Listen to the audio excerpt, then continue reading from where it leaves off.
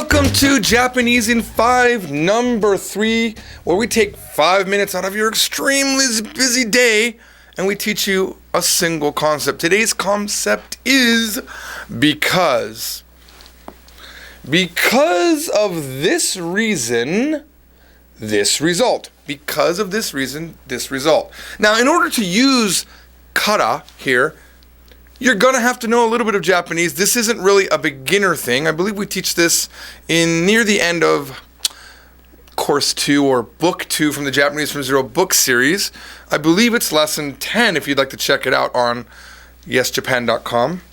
But let's look at an example. For example, and the way it works, by the way, is in English, for example, we will say, because I have no money.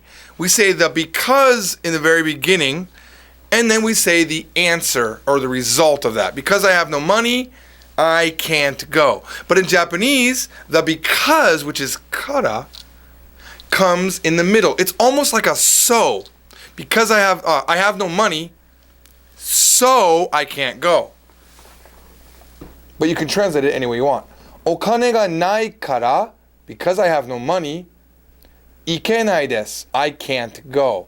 Notice that the verb, and by the way, any verb can come before the kara, but it must be in the informal or / casual form. It cannot be, you're not going to want to say okane ga arimasen kara. It's just too polite for this type of a sentence.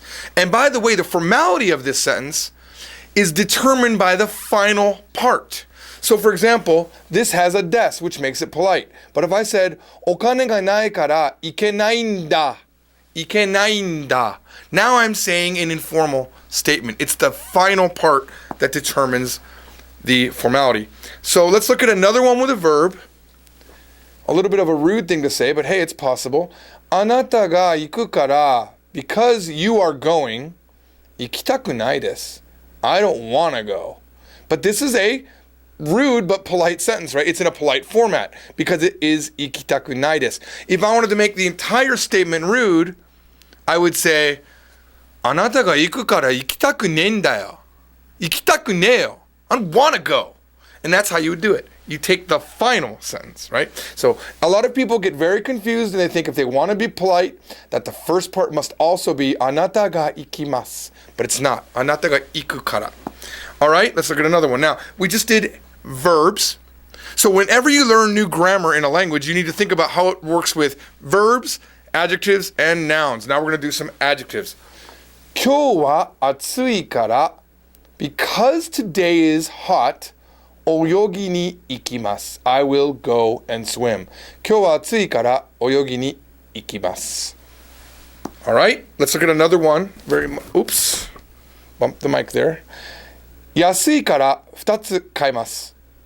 Because it's cheap, I'll buy 2. If I want to speak informally, I'll just say, Yasui kara 2つ買う. Now I'm speaking informal. All right, now let's look at it with a noun. Now, a noun has a special thing that it must do. And by the way, the 2 adjectives that we just talked about, if you noticed, they are E adjectives, right? If you have an E adjective in front of kara, you can just use kara as is. But if you use a na adjective, we'll see that the rule is a little bit different. But let's look at this sentence with a noun. Hebi dakara. We have taken des. Really, all we've done is taken des and made it the informal. You could say hebi desu kara. You might hear that, but I'm telling you in everyday speaking, you're going to hear hebi dakara. So, hebi dakara sawaritaku nai. Because it's a snake, I don't want to touch it. We've got almost no time. Let's look at what we do. Same thing with a na adjective.